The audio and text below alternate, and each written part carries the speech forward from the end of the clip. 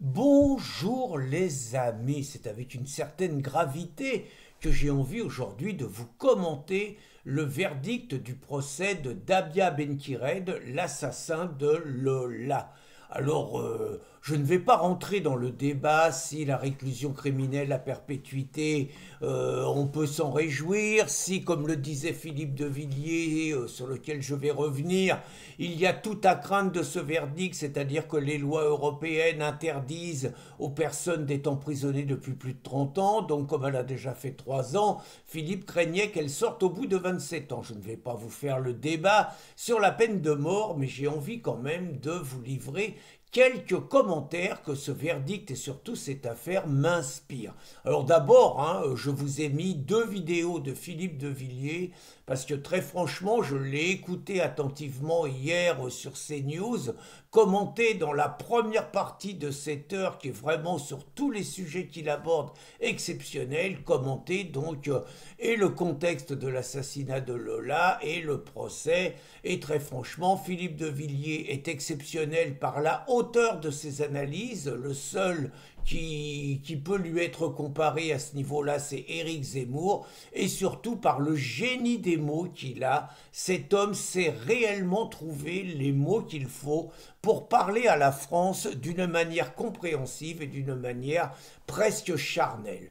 Et donc Philippe de Villiers, il y a plusieurs passages assez forts, il accuse naturellement très fortement les politiciens criminels qui ont tous sur les mains le sang des Lola, le sang des Philippines, le sang des Thomas, le sang des Elias et autres victimes toujours des mêmes types d'assassins, des jeunes personnes originaires d'Afrique et la plupart du temps musulmanes. Et c'est pratiquement toujours les mêmes des Français qui tombent sous les coups de ces barbares qui n'avaient par ailleurs rien à faire en France, mais à qui on dit, comme si finalement c'était de leur faute, qu'ils étaient au mauvais endroit au mauvais moment, ce qui signifie que finalement c'était à eux de faire attention d'être au bon endroit au bon moment. Vous voyez, c'est un petit peu ça qu'il y a derrière. Alors, moi, je pense que de toute façon, le verdict, il y avait une telle pression, parce qu'il y avait toute la France derrière la famille de Lola, derrière sa mère et derrière son frère. Il y avait toute la France, et quelques jours après le verdict de comment il s'appelle, Jubilard, de Cédric Jubilard, qui a pris 30 ans, il était difficile, face à un crime aussi sordide qui avait révolté la France entière, même si les gauchistes et les médias interdisaient aux Français de montrer leur révolte au nom de la non-récupération et de la dignité. Donc il était difficile aux juges et aux jurés de déclarer une peine qui ne soit pas la peine maximale promise par la loi. Et d'ailleurs, les propos très touchants de la mère et du fils ont montré que les juges ont su entendre ça et la famille de la victime leur en est reconnaissant. On a vu d'autre part, autour de ce procès, une très forte mobilisation de la jeunesse en l'hommage de Lola, cette mobilisation qui avait été interdite il y a 3 ans, interdite par les gauchistes, mais aussi interdite par les autorités qui y voyaient des possibles incitations à la haine, ben voyons comme on dit. Moi, ce qui m'a marqué, je pourrais commenter encore longtemps, mais ce qui m'a marqué, c'est que j'ai écouté un petit peu les caractéristiques de l'assassin. Alors ça, Dabia Benkired, sa jeunesse, son enfance, les circonstances un peu troubles dans lesquelles elle a tué Lola, enfin troubles, on sait tout, le nombre de coups de couteau, le fait qu'elle l'a presque décapité, le fait qu'elle a mis du scotch sur son visage et tout. J'écoutais ça et je me disais qu'il y avait toutes les conditions pour que les psychiatres décident que finalement l'assassin d'Abia Benkired était irresponsable, était schizophrène, n'était pas, parce que ça c'est le grand truc, ne pouvait pas faire preuve de discernement au moment des faits, voire qu'elle était sous l'emprise de drogue ou autres alcools. Vous voyez, il y avait toutes les conditions. Et là, la pression de la population était telle que je pense que si les psys avaient déclaré l'assassin irresponsable, ça aurait été une telle levée de bouclier dans tout le pays que le pouvoir en aurait été ébranlé. Donc c'est très bien que les psys l'aient déclaré responsable, mais je voulais simplement vous rappeler quelques anecdotes et vous expliquer la souffrance que doit être pour des familles le fait de voir un proche assassiné, massacré de manière barbare, pratiquement toujours par les assassins de la même origine, quand en plus des psys déclarent l'assassin irresponsable et donc qui ne sera jamais jugé. Plusieurs exemples, hein, Sarah Halimi. Sarah Halimi, sordide, l'assassin est un musulman, un nommé Konaté, on lui trouve une excuse parce qu'il aurait fumé, donc le fait de fumer, fumer pas du tabac, hein, fumer de la drogue, donc le fait de fumer devient une circonstance atténuante. C'est marrant parce que quand on boit au volant, là par contre, on n'a pas le droit à des circonstances atténuantes. Hein, mais fumer, ça devient une circonstance atténuante, alors que quand on fume, on est quand même maître de ses choix et tout. Et donc, il l'avait massacré, c'était un musulman qui n'avait pas caché sa haine des juifs, qui avait traité pendant tout son calvaire Sarah Halimi de sale juive, qui a fini donc par la massacrer d'une manière sordide, ça a duré longtemps, et il s'est trouvé des salopards de psy pour déclarer que ce mec qui se bat pour se faire reconnaître irresponsable, ce qui veut dire qu'il n'est pas si fou, que ce mec était irresponsable et donc il ne sera jamais jugé. Est-ce que vous vous rendez compte pour la famille?